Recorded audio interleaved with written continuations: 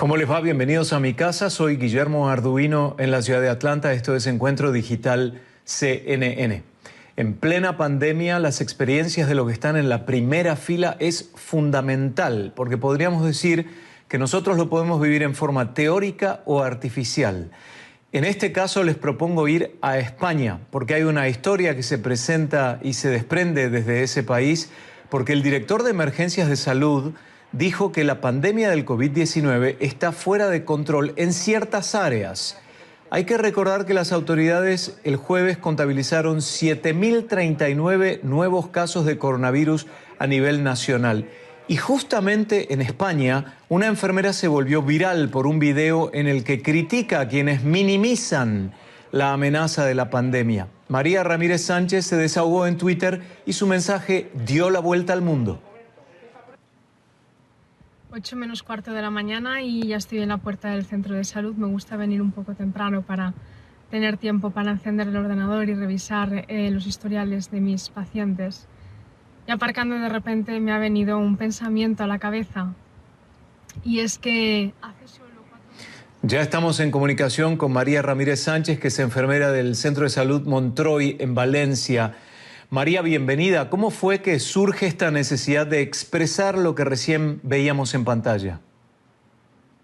Hola, Guillermo. Buenas tardes aquí en España. Bueno, pues este minuto de desahogo que necesitaba fue simplemente a raíz de una manifestación que hubo aquí en España el domingo en contra del uso de las mascarillas. Y además que decían lemas como que el virus no existe, cuando hemos pasado tantos meses. De camino al trabajo, recorrí el mismo camino que durante tantos meses en el confinamiento. Veía bares vacíos, veía comercios vacíos, veía todo el mundo en sus casas, todo el mundo haciendo un gran esfuerzo para poder contener cuanto antes esta epidemia que nos estaba azotando. Y claro, de repente me vinieron las imágenes de la manifestación que hubo en contra de las mascarillas el domingo, viendo cómo gente escupía a la cámara de los periodistas, no sé, diciendo que los sanitarios somos los culpables de esta situación, que los gobiernos son los culpables de esta situación, y de repente todo ese cansancio que llevas acumulado de tantos meses luchando contra esto, me pudo el ver cómo todo un país durante tanto tiempo ha estado remando juntos para poder atajar cuanto antes esta situación, y de repente veo el país sesgado y veo el país negando una realidad que creo que ya hemos demostrado con creces. La ciudad de Valencia es costera, estamos en pleno verano en España en este momento, así que habrá muchísimos turistas también. ¿Qué es lo que la gente común no ve que el sanitario, como tú, María, ves? ¿Qué has visto en este tiempo que te dice la diferencia entre ellos y yo es esta experiencia? ¿Cómo la pondrías en palabras? La pondría en palabras de una manera muy sencilla. He visto morir a gente por culpa de la COVID-19. He visto morir a compañeros y he llorado su muerte en la distancia por no poder ir a despedirlo porque estaban en otras comunidades. He visto cómo pacientes quedaban con secuelas, siguen con secuelas después de contagiarse. Quizás, claro, las personas que no se dedican a la salud, las personas que no son sanitarios, no ven esto en su día a día, y realmente han sido imágenes que nos han impactado, han sido vivencias que nos han impactado, y que la gente no debería de tomarlo a la ligera porque están ahí y han pasado. Los esfuerzos de todo el mundo, de la parte periodística, de los gobiernos, aún el testimonio de gente, ¿no? O la cercanía de la muerte de alguien que conocemos a quien no se puede ir a despedir, sería suficiente como para saber que esto es cierto. En España, ¿qué es lo que debe estar pasando? Que hay que decir que sucede en todo el mundo, ¿no? Pero en tu caso en particular, ¿de dónde saca esa gente la idea de que este virus no existe y de que el usar la mascarilla va en contra de la naturaleza y realmente no tiene ningún efecto? ¿Qué les pasa por la cabeza? realmente es lo que nos gustaría saber a todos los sanitarios. Evidentemente hemos visto que hay una corriente de personas importantes, personas influyentes, personas a las que sigue mucha gente, no solamente en España, alrededor del mundo, que han sido quizás los que han detonado esta situación de sembrar la semilla de la duda en la población. Porque siempre puedes tener tus dudas sobre ciertos temas y si oyes a una persona que admiras y que piensas que sabe mucho de todo, sigues a esa persona, con lo cual yo pienso que la gotita que ha empezado a mover todo este mar de locura, no sé cómo calificarlo, yo pienso que radica en todas estas personas tan importantes y tan influyentes que están haciendo tanto daño y tanto mal con todas estas declaraciones que están haciendo, porque yo siempre lo digo, creo que hay que dejar a los expertos en salud que hablen de salud, a los científicos que hablen de ciencia, cada uno en su campo. Si no eres sanitario, si no eres experto en salud, tus declaraciones las tienes que medir mucho porque a lo mejor tus declaraciones acaban siendo las culpables del fallecimiento de alguna persona. Sin duda. Y me gustaría, ya que dijiste que después de haber recordado esta manifestación y decías recién locales, bares y comercios cerrados, lo cual habla bien, ¿no? Por lo menos de la organización en la ciudad de Valencia o en la región de Valencia, habla bien de cómo las autoridades encaran esto. Son grupos los que descreen de la verdad o de la verdadera existencia del virus. Cuando llegas al hospital, ¿por qué no nos llevas en un camino a ver qué es lo que ves, qué es lo que haces, cómo entras hasta el momento que empieza tu acción dedicada para ayudar a la gente que se encuentra en ese lugar? Bueno, realmente no trabajo en un hospital, trabajo en un centro de salud de atención primaria. No sé si allí lo llamaréis de la misma manera. Son los que nos ocupamos desde la pediatría hasta la vejez de todas las enfermedades, toda la educación para la salud que tenemos que hacer durante todas las etapas de la vida. Mi camino es, pues eso, ya digo, siempre voy en el coche, siempre veo todos los comercios, siempre veo todos los bares. Además es que ya siempre lo conviertes en una rutina, es decir, antes de empezar a trabajar, pues a lo mejor vas a tomarte un café en el bar de al lado del centro de salud, o cuando vas a hacer algún domicilio entras en una tienda, porque eso siempre fuera de la pandemia, me refiero. Eso siempre, pues a lo mejor hace un año, ¿vale? Y de repente ves todo esto vacío, ves todo esto, claro, España ya se ha vuelto a abrir, quiero decir, estoy hablando de los meses de marzo, abril, mayo, junio, que ha sido cuando nosotros hemos tenido el confinamiento. Ahora ya se ha vuelto a abrir porque evidentemente la economía de España se ha resentido muchísimo con todo esto. Siempre digo que jamás en la vida me gustaría a mí estar en la piel de ningún gobernante de ningún país ahora mismo, porque evidentemente tienen que elegir entre salud y economía. Afortunadamente están eligiendo salud, es decir, las decisiones de confinar a todo un país va siempre en detrimento de la economía, evidentemente, pero siempre a favor de la salud. Lo que queremos es que los españoles tengan salud y el resto del mundo tenga salud para poder reactivar la economía que está un poco mermada ya. Pero me refería a esto, cuando llegas al centro de salud, ¿cuál es tu protocolo para asegurarte que estás a salvo? Y también, porque tu exposición con respecto a la posibilidad de contraer el virus es mayor que la de cualquiera de nosotros. Por ejemplo, yo trabajo en mi casa, lo único, voy al supermercado, eventualmente voy al médico, al dentista y se acabó. No tengo mayor exposición, pero en tu caso es a diario. Entonces, ¿cuál es la rutina desde el momento en que entras al centro de salud? Sí, perdona.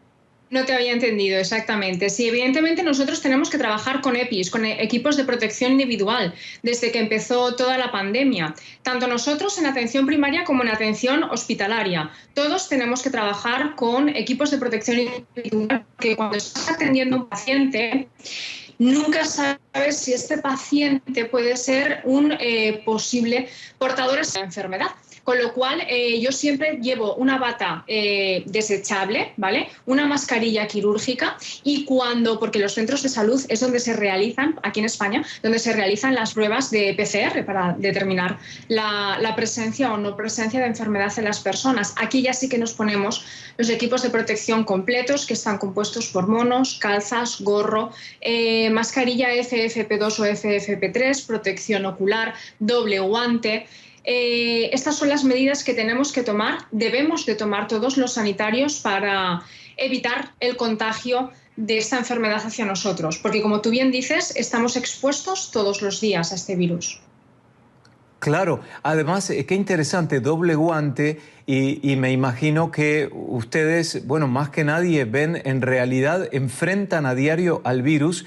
Y viene la otra pregunta ahora, María, cuando vais a casa, ¿no? Si vives sola o si vives con otra gente, también esa es otra realidad, porque la gente te puede ver como una amenaza, entre comillas, porque estás expuesta a estos centros de salud, ¿no es cierto? Entonces, ¿cómo es el tema del cuidado una vez que sales del centro de salud y vas a tu casa, vas eventualmente al médico, al dentista, al supermercado, etcétera? Vale, cuando voy a mi casa, yo tengo una especie de rellano en mi casa cuando entro por la puerta. Entonces lo que hago es, aunque yo no llevo porque yo en cuanto llego al centro de salud, evidentemente me quito la ropa con la que voy por la calle y ya me pongo el uniforme, con la bata, con la mascarilla. Cuando acabo de trabajar me quito todo eso y me vuelvo a poner mi ropa. Aún así, cuando llego a casa, antes de subir del todo a mi casa, me quito la ropa, me desvisto, entro en la ducha, me ducho entera, ¿vale? Vuelvo a ponerme ropa limpia y aún así, porque yo estoy casada, tengo 2 hijos, no dejo ni que mi marido ni que mis hijos se acerquen a mí, que no me besen, que no me abracen, porque yo no sé si puedo estar contagiada en este momento. Es exponerme a traer el virus a casa. Siempre tomo todas las medidas de precaución en mi trabajo, por supuesto, para evitar el contagio, y luego cuando llego a casa también. Pero no estoy exenta, a pesar de tomar todas estas medidas de precaución, no estoy exenta de poder contagiarme en algún momento y, en consecuencia, poder contagiar a mi familia. Eso también creo que es un punto Claro, que la gente debería de tener en cuenta, y si la claro. gente se cuida, si realiza autocuidado, más nos va a cuidar a los sanitarios, que necesitamos que nos cuiden también de vez en cuando. Qué egoísmo, ¿no? Porque la verdad que cuando te escucho hablar, María, pienso en el egoísmo de aquellos que no consideran todo esto, que no consideran lo que estás haciendo en la primera línea de la lucha contra el COVID-19 y también el hecho de que no podés descentralizarte de la vida familiar y que también tu preocupación debe ser en llevarlo a casa. ¿Qué impacto tiene esta preocupación, el hecho de llegar a casa y pensar en los chicos, que los chicos no pueden tocarte, no pueden acercarse por las dudas, etcétera? ¿Qué tipo de impacto tiene en tu estado anímico? Muy malo porque estás pidiendo a una madre que no abrace a sus hijos, que no bese a sus hijos, estás pidiendo a una esposa que no abrace a su marido. También tengo padre y madre, tampoco los abrazo, tampoco los beso. He minimizado desde que podemos salir, desde que se levantó el estado de alarma, he minimizado las visitas a casa de mis padres, a casa de mi hermana, es decir, y todo esto sin querer va haciendo un poquito de huella. Claro. Y repercute en el descanso que puedas tener por la noche, porque no solamente yo, claro, ya hablando con otros compañeros también nos lo han dicho, me lo han dicho, el insomnio de repente ha venido a nuestras vidas. No todas las noches, no de una manera habitual, pero sí muchas noches, sobre todo cuando estábamos en estado de alerta, y todos confinados. El insomnio era algo bastante habitual en los trabajadores de la salud. Es conmovedor lo que nos cuentas, María, porque ahora, y como pregunta final, quiero hablar de tus hijos. ¿Qué edad tienen y cómo procesan esto? Porque tal vez nosotros, como adultos, podemos entender y recurrir a la historia y ver cómo han funcionado otras pandemias. Pero una palabra que para nosotros era de poco uso, no quiero ni pensar para un niño lo que significa comprender el significado y todo lo que ello implica con la palabra pandemia. ¿Cómo lo procesan? ¿O realmente los chicos tienen una resolución mucho más natural y una adaptación más fácil en estos días? ¿Cómo observas a tus hijos? Yo los observo, yo siempre pienso que los niños tienen un poder de adaptación brutal. El confinamiento, el no poder salir realmente les ha afectado un poquito. Yo tengo un niño de 9 años y una niña de 7 años. Siempre tienes uno de cada manera, ¿verdad? Nunca todos tus hijos son iguales. La que peor lo ha llevado ha sido la niña de 7 años, el no poder salir a la calle. Ellos se han acostumbrado muy bien al tema de llevar mascarillas, no salen jamás en la vida sin su mascarilla de casa y se han acostumbrado, es una rutina ya para ellos. Pero lo que noto yo, percibo yo, que llevan peor es que su madre trabaje frente a este virus. Porque los dos, por separado, me han preguntado como infinidad de veces: mami, el virus ya se ha acabado, ya has curado a todos del virus, ¿por qué tienes que seguir trabajando contra el virus? Es decir, yo creo que estas preguntas están marcando un poquito la inquietud que tienen ellos, porque saben que este virus es contagioso y saben que este virus es malo. Tampoco les cuento toda la realidad, no tienen por qué saber toda la realidad, la cruda realidad, pero sí saben que si me contagio me puedo poner muy malita, con lo cual ciertas preguntas te dan a entender que se preocupan por mí y que tienen ese puntito de preocupación con la situación. Y siendo menores, me imagino que esa preocupación, junto a la incertidumbre social que vivimos hoy todos, sin distinción de fronteras, idioma, cultura, porque estamos todos en esto en la misma, debe ser más intensa en la vida de un niño, a pesar de tener ese poder de resiliencia y de adaptación que recién mencionabas, María. Finalmente, ¿conoces a mucha gente, a pocos que han muerto por coronavirus? ¿Conoces a muchos o a pocos que se han enfermado y han transitado la enfermedad? Afortunadamente, conocer personalmente, pocos. Ya digo, varios amigos y varios pacientes que son porque el coronavirus afectó sobre todo a las personas mayores. Ahora, por ejemplo, está afectando más a las personas jóvenes aquí en España, pero pacientes mayores sí que los he visto fallecer por el coronavirus. Contagios por el coronavirus, muchísimos, muchísimos.